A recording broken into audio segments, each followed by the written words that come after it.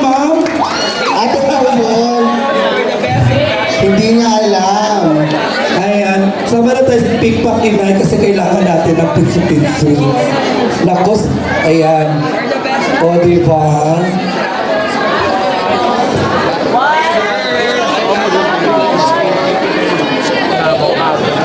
Congrats! Boss, thank you so much. Boss Romeo, maraming salamat sa uyo. Thank you so much. Okay, our next award is our Best in Casual Wear. For Best in Casual Wear Of course, you will receive a sash, and a cash. 1,000 pesos in cash. To be awarded by our treasurer, Regina Licante, and one of our judge, Sir Charles Esguera. Kung sino lang po makita namin, ha?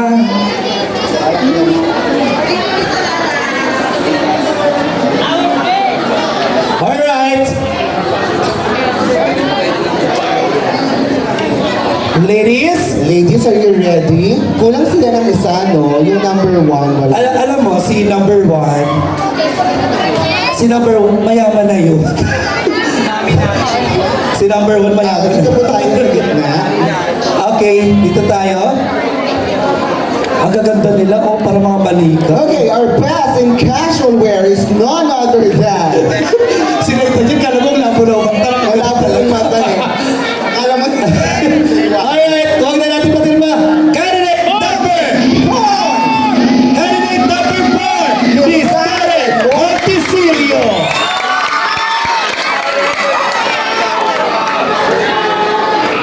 Ganda, oh. Picture!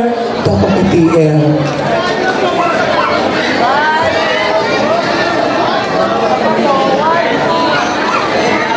Thank you so much, congrats, ate.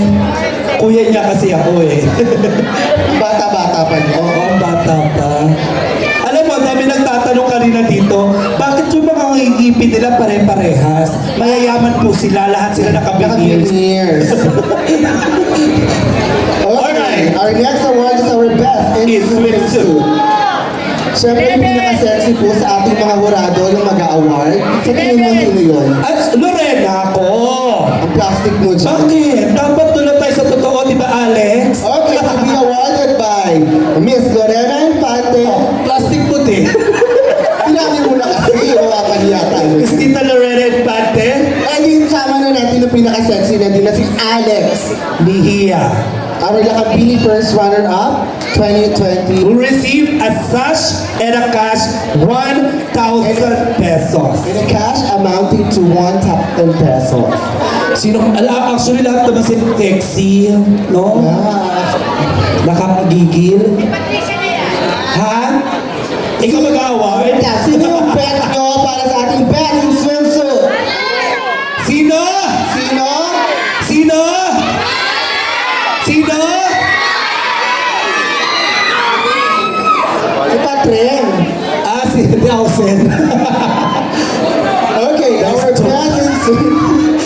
For best in swimsuit, goes to candidate number. Siyempre, you are correct. Patricia Payumo! Grabe ang katawan. Ha? Ano ang katawan mo? Oh, ay, picture! Dito, tita.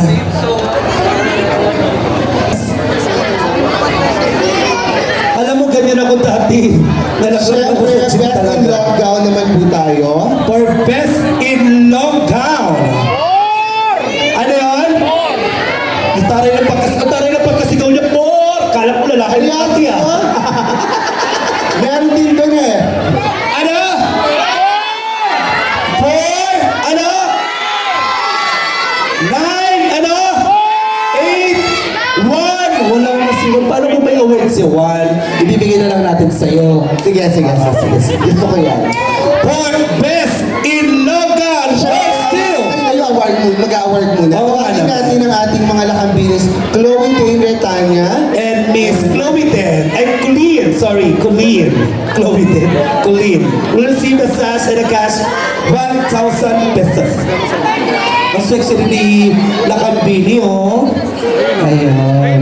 Ayan, sorry for the confusion. confusion kanina ha. Hindi pala Magic 8 yung tatawagin natin for Sorry. the final round. Kung ano yung unang Paano yung in-announce? sinabi sa inyo, that's Magic 5. Yeah. Kasi we are expecting kasi na 22 candidates kayo, kaya down to 8. But then, 11 lang kayo. Oo. So, magda-down to 5 tayo. Yes. Kanina na-announce yung down to 5, tapos na-announce na rin yung Magic 8. Babalik tayo sa unang announce, which is the Magic 5. Alright, umang na natin patagalin pa for Best in Local goes to candidate number... Candidate Number 9! Miss Daddy Marie Fernandez! Taray, parang anghel lang bumaba kanina. White na white siya. Okay na to.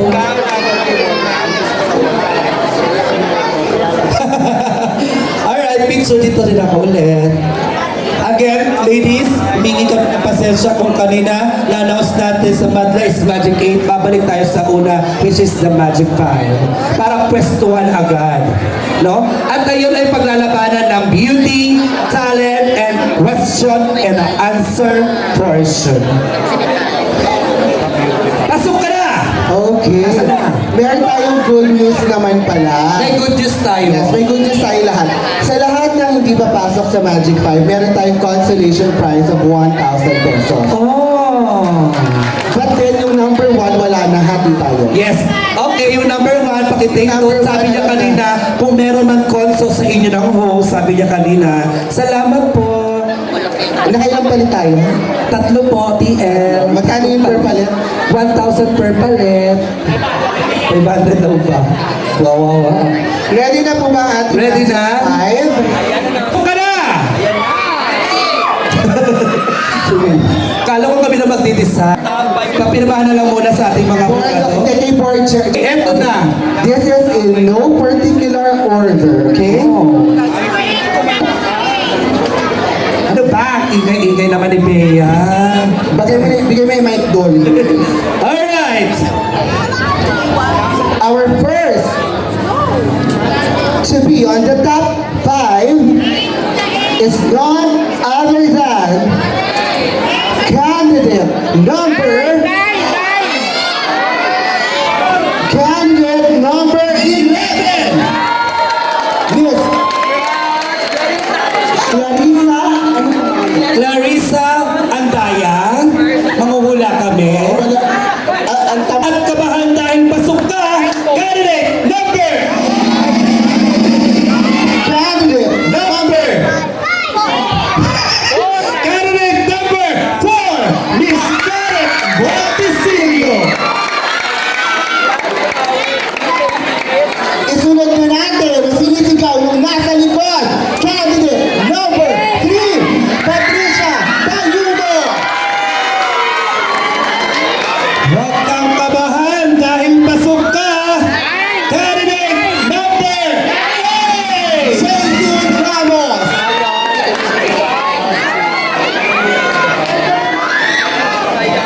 Pasok ka na rin, candidate number 9, Daddy Marie Hernandez. Thank you so much mga ate. Maraming salamat po sa inyo. Siyempre, ang ibibigay na namin ng ating treasurera sa backstage ang 1,000 pesos. Thank you very much.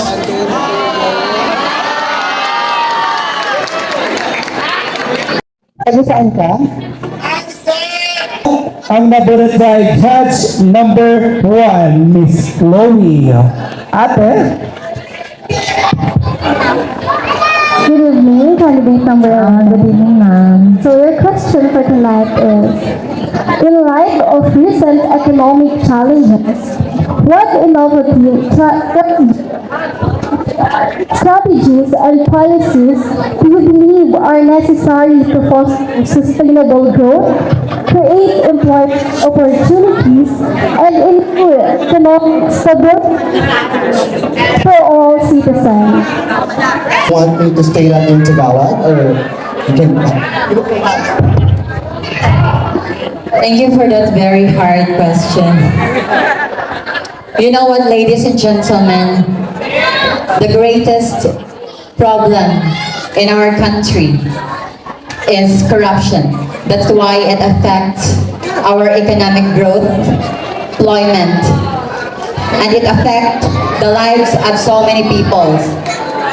If we eradicate corruption, we can have a happy country. We can have a progressive country.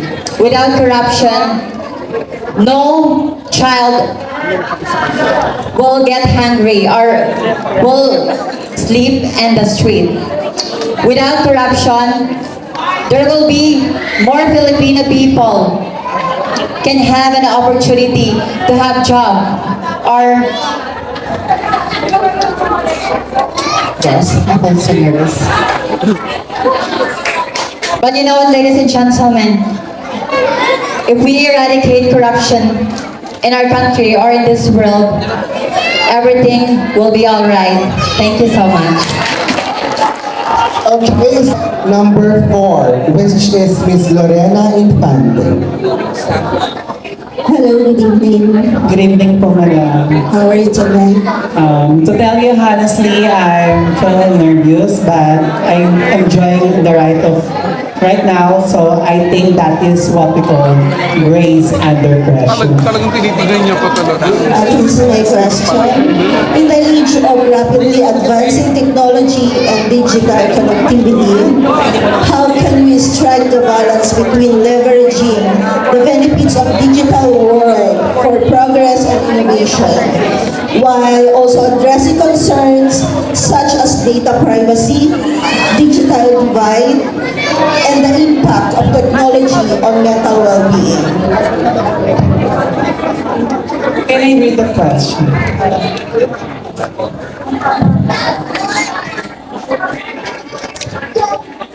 Thank you, madam.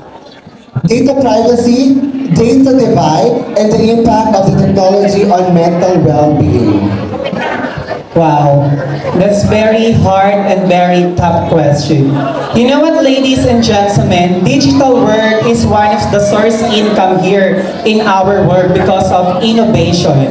Kapag sinabi po nating innovation, ito ay ang pagpapalaganap or pagre-recycle natin sa mga bagay-bagay. Kunwari, inilikha tayo ng Diyos bilang isang tao, pero ini-innovation po natin ang ating sarili para mas maging maganda at maging mas better. At paano po natin mai-connect sa digital world dito, sa pag-innovation na sobrang daming ini-innovation ng bawat tao dito sa ating mundo. You know what, ladies and gentlemen, I'm in favor for the innovation of the something here in this world para mas marami pa po tayong may apply na mas pagandahin pa natin ang mga bagay-bagay. Sapagkat huwag po tayong magpo-focus sa isang bagay. Mas mainam na natin itong pagandahin at mas pasabugin pa natin ang isang bagay.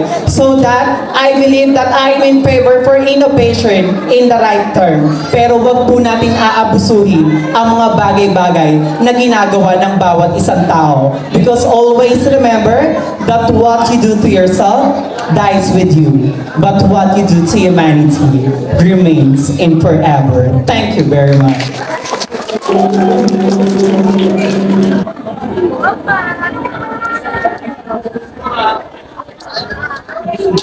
Your judge is Miss Colleen, judge number 2.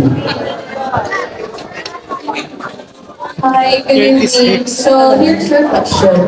In the ongoing efforts to combat HIV/AIDS, what do you view as the most critical steps in raising awareness, reducing stigma, and ensuring accessible support and medical care for those affected by the virus? Ulitin ko po.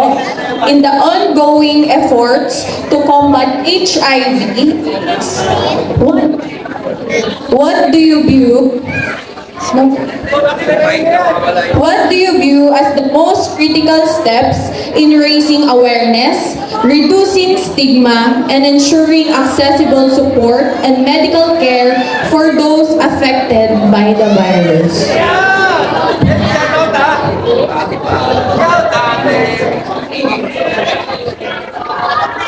Kahit mama!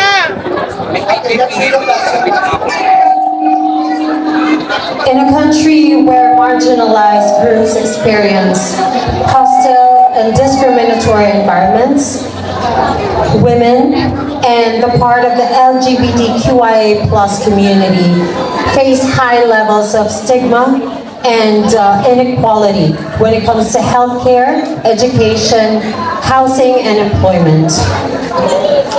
By delaying or postponing such laws such as the SOGI bill, I believe that we are denying the Philippines, which is our country, its opportunities for its better healthcare.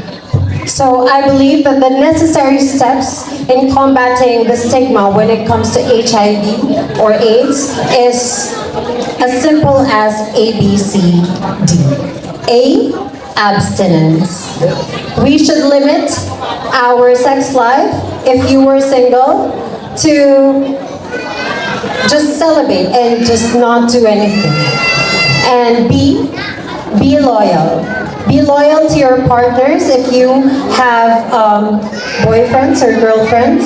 And C, use protective condoms or use safe sex in order to eradicate the HIV and the spreading and worsening of this virus and in latter transforming to AIDS. And D, do not engage in sexual activities if you are still a teenager or if you are still not in the right age to do so, because these kinds of acts require knowledge, intelligence, and the proper guidance based on your partner as well, depending on who your partner is. And I believe that if we follow these steps, then we will eradicate the spreading of this virus. And I believe that if we do not discriminate those who tested positive with this virus, if we treat them equally with respect, with love and understanding, then I believe that the stigma for this kind of illness will eradicate. Thank you so much and good evening. Shipping judge number 3, which is Alex Mejia. Good evening. Your question is, what do you believe are the most impactful measures that can be taken to ensure equitable access to quality health care for all individuals, regardless of socioeconomic status, and how can healthcare system be reformed to prioritize preventive care and holistic wellness? What do you believe are the most impactful measures that can be taken to ensure equitable access to quality health care for all individuals, regardless of socioeconomic status, and how can healthcare systems can be reformed to prioritize preventive care and holistic wellness? Good evening, ladies and gentlemen. I think the most effective approach in order for us to achieve a holistic and most effective healthcare in the Philippines starts with leadership. Leadership in such a way that we as human beings and as citizens of this country has the right to choose the right leaders in order to prioritize our healthcare system. Ladies and gentlemen, there are a lot of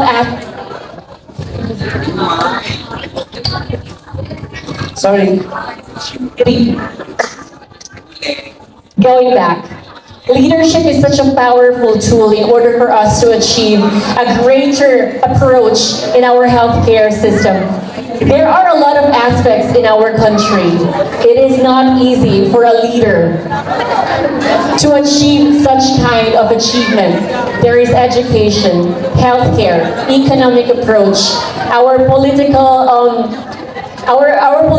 approach, and there is so much more that a leader should possess. But for us, in order to achieve a greater healthcare system, we Filipinos must demand a greater approach for healthcare system. Why? Because I can no longer watch people die because of lack of money, instead of making it for free for all Filipinos. Our tax money and our taxpayers are doing their share. Why cannot we provide each of individual that health is the most important tool for us to go on our day? We cannot so-called achieve hope if there's no life. If we say life, there should always be a priority in order for us to move our life in a holistic approach. So for me, leadership plus demand to our government is the right tool in order for us to achieve a greater approach in healthcare system. It is not just a priority. It should be a must for our government. We will not demand if we do not see the lack of our healthcare system. I, as an individual, as a transgender, we are not provided by the government. We are not catered by our healthcare in order for us to transition safely. Ladies and gentlemen, most of the young generations nowadays opt to self-medicate. We take medications that are free from the pharmacy, even though it is not safe for us. So let us take that as an example.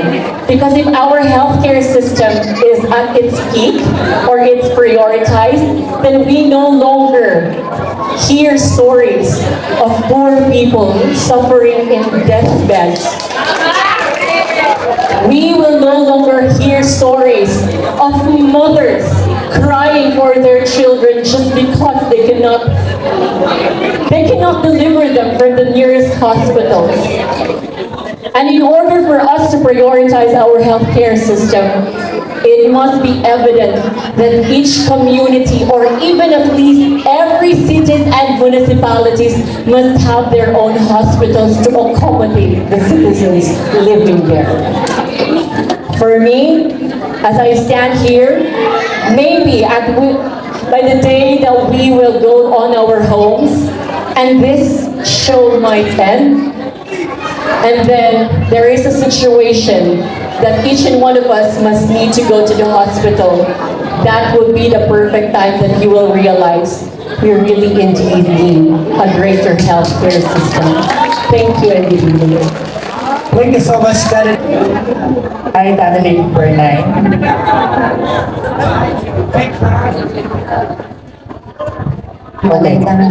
Hi. Okay, my question is about social platform. So, if you know how to listen with the keywords, important keywords, so you don't need to be nervous right now. Okay, are you ready? Right. Okay. So, with its emphasis on short form, engaging, how can social media platform be used to effectively? Hello? Okay. Let me repeat the question. With its emphasis on short form, engaging content, how can social media platform be utilized to effectively raise awareness about social issues, spark important conversations, and inspire meaningful change among its diverse user base? Again, I'll repeat the question for you.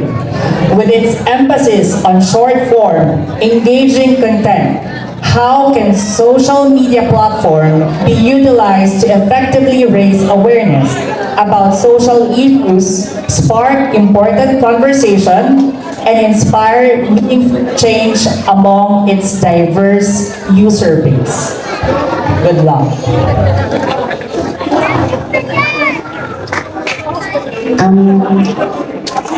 I think when it comes to social media, the best thing and the good thing that you can do is to be responsible for what you are going to post online. And by that, maraming mga tao ang maaaring makakita at malaman kung ano nga ba ang mga bagay na iyong inilalagay sa iyong sarili. sariling Facebook, Instagram, or kahit ano pang mga bagay because it's social media. Marahil sa panahong ito, laganap na ang makabagong teknolohiya. Bagay kung saan marami tayong maaaring maibahagi sa ating kapwa. Bagay kung saan maaari tayong mailagay para malaman o magkaroon ng kaalaman ang mga taong maaaring makakita nito. Subalit, bilang ikaw isang tao, anuman po ang iyong ilagay sa iyong status o social media, magiging makatotohanan lang ito kung ikaw ay maglalahad ng katotohanan na may puso at isip na maaaring makatulong sa ibang tao o sa iyong kapwa. Sapagkat dahil doon, maaaring maging ikaw na isang nagpo-post o nagbabahagi ng iyong mga salita o mga bagay-bagay sa social media na kung tinatawag natin ay maaaring maging isang mabuting ehemplo, hindi lamang po sa iyong sarili, bagkus sa mga taong nakakabasa at nakakakita nito. Lagi po natin pakatatandaan when it comes to social media, okay, think before you click. Maraming salamat po. Thank you so much, candidate number 9, Miss Miss Dali.